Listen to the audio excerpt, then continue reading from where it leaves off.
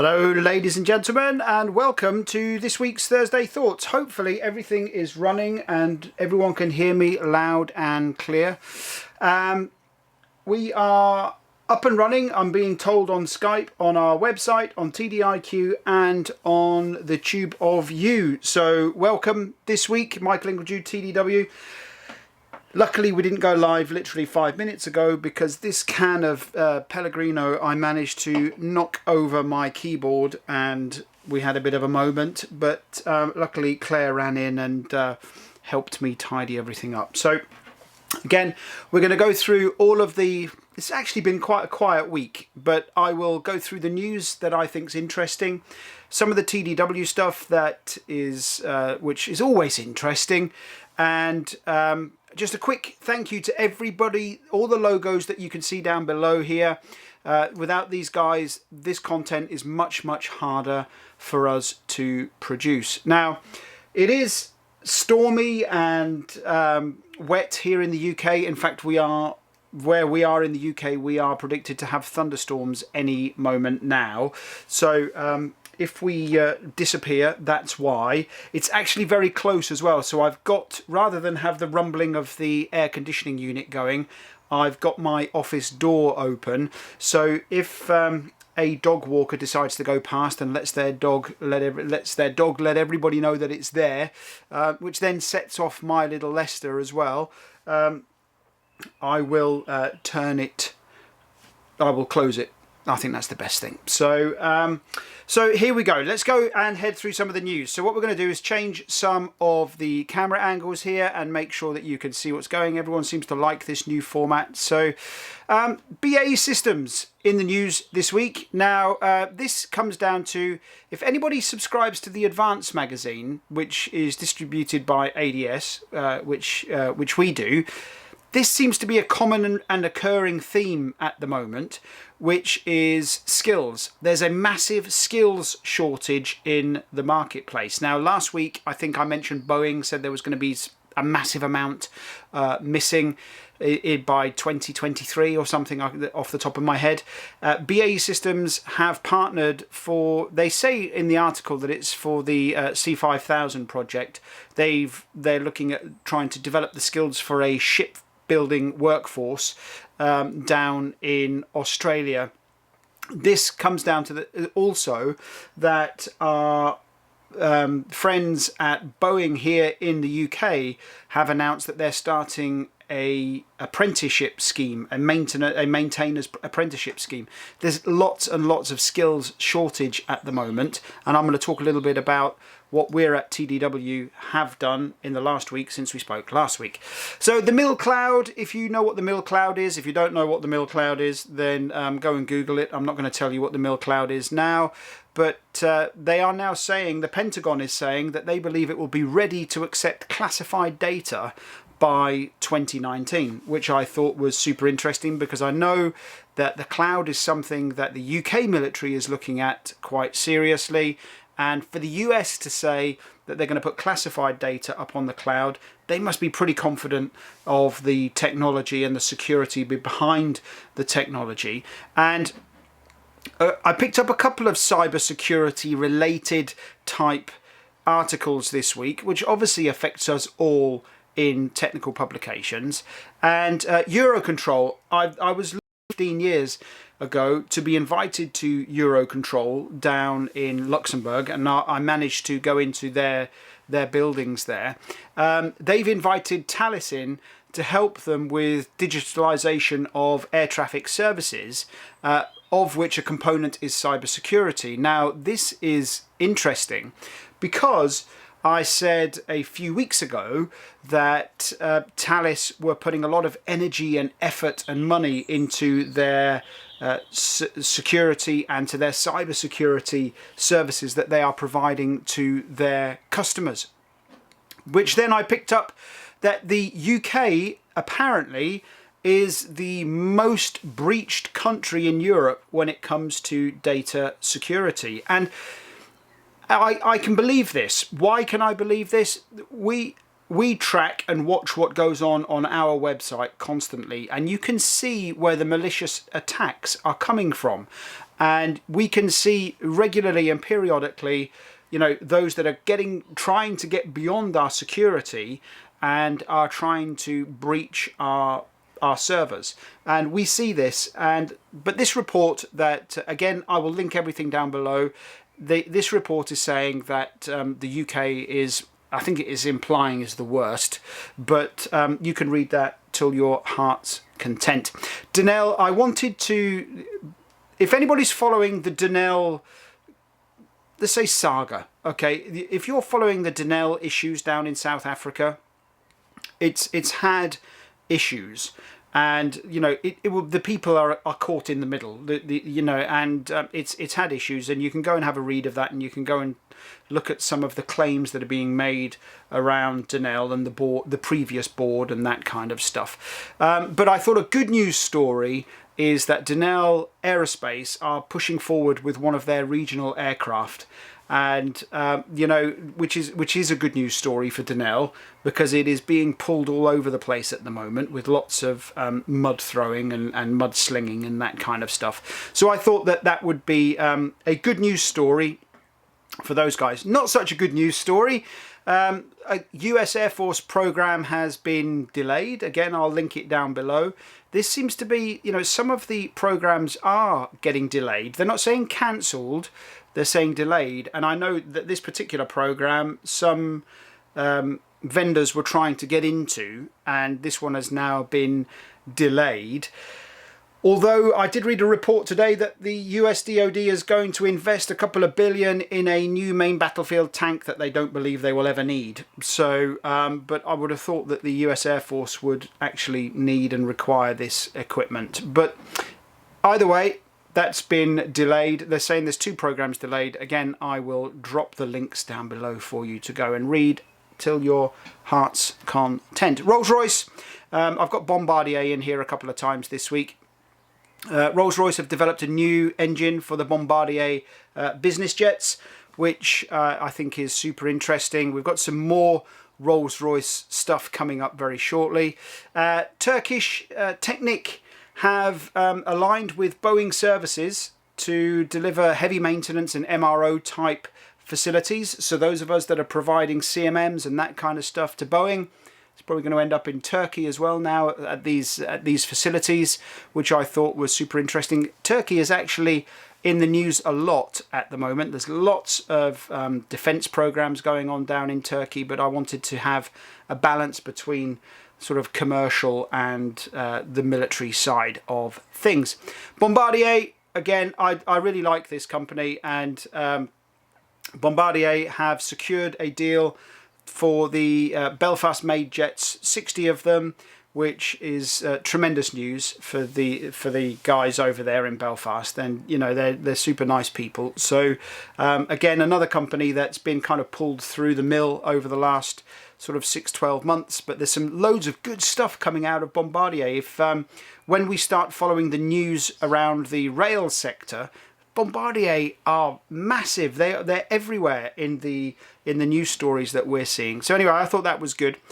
The Rolls-Royce in Germany, and I know a couple of you have signed up to our newsletter. So Rolls-Royce in Germany demonstrating some of their VR experience. Now, when I first saw this photo, I thought it was actually a queue for the men's room, but it actually turns out that they have been demonstrating their VR capability at Rolls-Royce in Germany, which I thought was pretty interesting.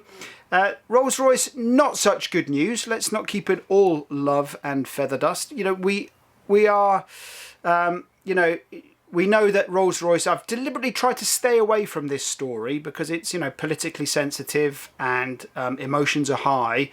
But it seems that, I think it's the Trent engines are having major problems, which of course I'm sure there's lots of servicing instructions going out there, and maintenance inspections being written very quickly to get out there. It seems that Boeing have now deployed what they're saying in this article, a heavy hitter executive, to help try and fix this problem to Rolls-Royce. So they've sent somebody out to Rolls-Royce to work with them on how they're going to be able to remedy this problem. Now, the problem is that actually I read an article yesterday that says that Rolls-Royce are now saying that they believe there's going to be further aircraft groundings in this area. So I think it's going to get worse before it gets better. Futures, I like to keep an eye on where information's going and, you know, what our kind of sister markets and that are doing. And it seems now that Porsche, a couple of weeks ago we talked about Volkswagen, and we talked about how they were looking at AR goggles and that kind of stuff and glasses for their maintainers. It now seems that Porsche has done the same. They're now giving it for diagnostic and repairs to their platforms, which is super interesting. And I couldn't go without mentioning my friends at Meggitt. They've won another contract. They are supplying, I believe it's braking systems, so it's Ian's lot. And Ian, thank you personally for all of the comments you're sending in on our training courses. I know you're enjoying them, and you're giving us some areas where you would like to see them improved, which is also very, very good. So, but yeah, Meggitt has won another large contract. I think it was 30 million. I can't remember what it is. Off our $50 million. There you go. So I was actually underselling it. So great news for the guys at Meggitt, and good luck on that particular program. So coming on to some TDW stuff, I just want to talk a little bit about TDW Live. So SDL, member company of ours, agreed this week, or have told us this week, that they will be issuing a formal PO to support TDW Live. So a massive thank you to SDL. They came for the first time last year, I think. So this is the second time they're coming. And you know, Jeff, based in the Netherlands, we've exchanged a couple of emails. You were happy for me to go ahead and announce this. So SDL have added to the list of sponsors for this year's event, so really super happy about that. I just want to talk a little bit about TDW Live. Some of you, and it was one of the questions this week that I've written down, some of you have said you missed the announcement for early birds for TDW Live, and today is officially the last day of early birds. I think is today the 30th, I can't remember. So so either today or tomorrow is the last day for getting access to the early bird rates. Some of you are saying you didn't see the announcements, so I've spoken to Claire and we're going to extend it to the middle of June for those that came last year that want to come again this year and take advantage of the early bird rates. So the only thing I would say is day one is looking pretty solid already. So if you want to book, you need to book very, very soon and very, very quickly. Shout out to the guys at O'Neill Associates in the US. They renewed their support for TDW in the last week, which means that they have signed up to another 12-month membership contract with us. Massive thank you again with all of these guys down below. They, you know, without these guys, we wouldn't be able to do this as easily and as freely. So O'Neill and Associates have renewed their contract with us, so massive shout out and thank you to those guys.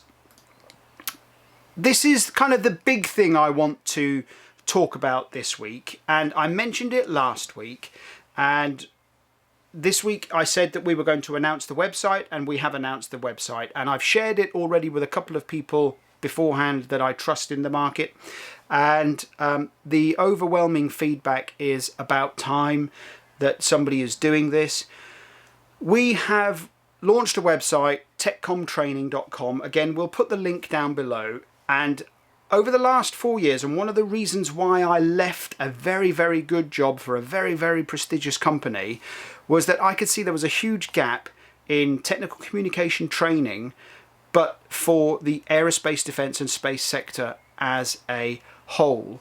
And over the last 4 years, I've been working with people like you that are watching this and talking to some trusted colleagues and friends and ex-customers and asking, you know, what is it they would want from a technical communication course that focuses specifically on what we do. Now, I won't say too much, but, you know, I know there are technical communication training courses out there, but what I have heard is they are very generic and they are, should we say, stuck in the traditional ways of how to teach this discipline. And so we've been putting together now a very, very comprehensive syllabus, and we've launched the website. TDIQ subscribers will get access to this course as part of your subscription. So there's nothing more for you to do. There's nothing more for you to pay. But if you want more information, head over to techcomtraining.com and fill out the form. There's a little intro video from me there. There's an outline of the kind of stuff that you will be learning on that course. And at the end of it, you will get a passer's pack, which will be a certificate and some TDW goodies. And then we will look at what other courses we want to do around that to help you develop that technical communication skill set. And we've deliberately targeted at those that are already seasoned technical communicators, those that need to understand it, or those that want to come into the discipline or the domain and understand what it is that it does and how it does it. So do head over to our techcomtraining.com website and learn a little bit more about it. So last weekend was a bank holiday weekend here in the UK, and I know some of you have watched this already. I went to something called the Overlord Show, and the Overlord Show is a vintage military vehicle show, and I go along for a very specific reason, technical communication related, and I took my camera with me and I did some videoing, and I did a very, very short, I think it's 3.5 minutes long vlog. I think we recorded about an hour and a half's worth of material, but we put it down into a 3.5 minute vlog, and it's a little bit of fun. And you know, go and have a look at this kind of event. It's old vintage vehicles, and what I thought was really super interesting, in fact I took some pictures. There was an old, I think it's a 3-ton ambulance, a military ambulance, that was there, and the guy was in the middle giving a little presentation, giving a talk about his ambulance, and his opening line was that this was modified and upgraded by marshals of Cambridge, which I thought was super interesting. So I took some pictures for Bruce and the guys, and I'll ping it over to you so you can see that, you know, one of the vehicles that, I don't know whether you guys did it, but one of the vehicles that you guys modified and updated has been through service and now is being maintained as a vintage vehicle. And I did take some nice pictures and a bit of video as well. So the RPC course, I just wanted to say, those of you that have done it and those of you who have sent in some really positive comments, thank you very much. That's kind of where I want our training to be going. I want it to be something that's a little bit more engaging, a little bit more interesting, gets the message across and helps you understand something. Ian, I know that you sent some comments on, you know, you gave a lessons learned on where people ignored the RPC and did their own thing, and it cost your project a massive amount of rework.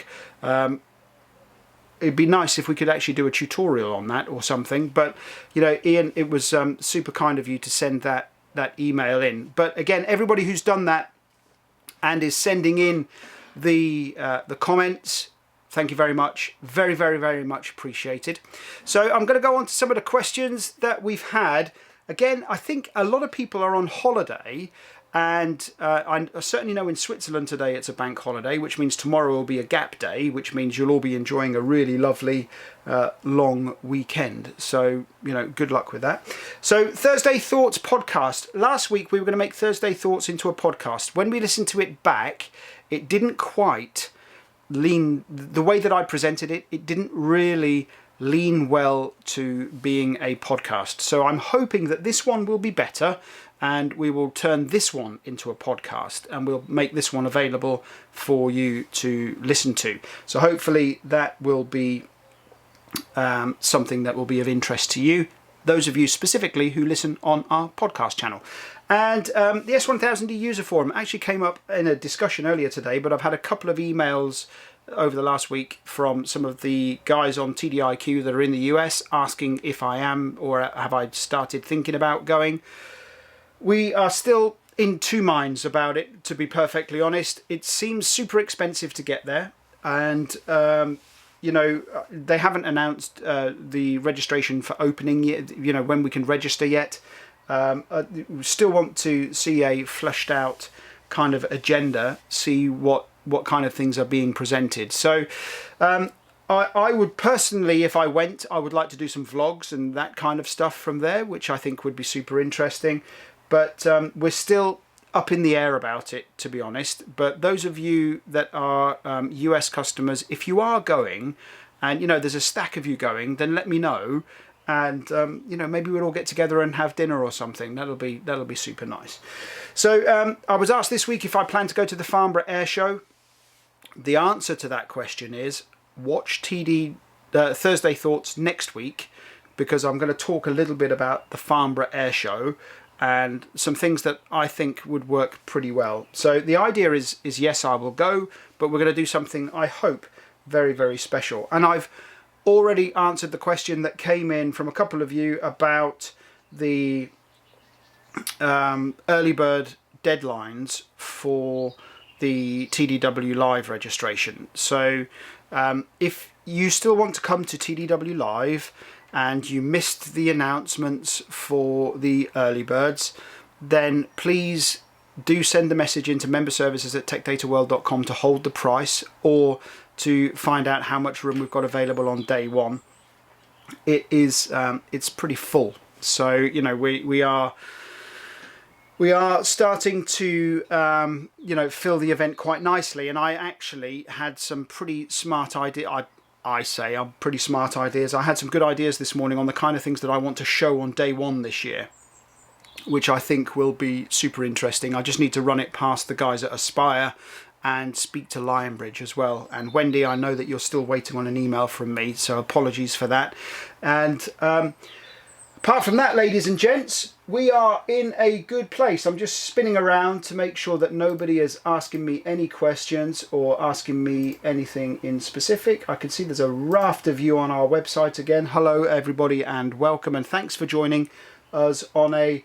Oh, one question we did get asked is, could I move this to earlier in the day? Now, the reason that we have it at 5 o'clock is because we try to capture the guys that are in the US as well as the guys that are in Europe. Now, of course, the 5 o'clock is 6 o'clock in Germany, and it's a slightly, obviously, later as the further we go over towards the Russian guys. We have spoke about it here. We may move it to 3 p.m. I don't know yet. So for now, we're going to leave it at 5, because this is kind of a crescendo of my day. I like doing this, and but maybe we'll move it to 3 o'clock, so that you German guys that keep saying 6 o'clock is too late and you're having to watch the recording, maybe we will move it over. But if anybody has any massive objections, then you know, let me know. But we'll discuss it here at TDW, and then maybe we'll move it to maybe at 4 o'clock or something. I don't know. We'll figure something out for you. So, ladies and gents, that was Thursday Thoughts. That was all the news and the reviews, and a massive thank you again to SDL and O'Neill, who have renewed their supports for TDW this week. And I think we are in a good place. And at this point, I think I will shut down at 23 minutes in, which isn't too bad. I will shut down the live broadcast here. The only thing I will say is, if you're going to the Farnborough Air Show and you're going to one of the trade days, let me know, and I'll be more than happy to meet up and share a coffee and that kind of stuff. I'll be the one carrying all the camera gear. Anyway, guys, until next week, I hope that was useful and interesting. And if you want any information on the TechCom training, go to the techcomtraining.com and fill out the form. Speak to you next week.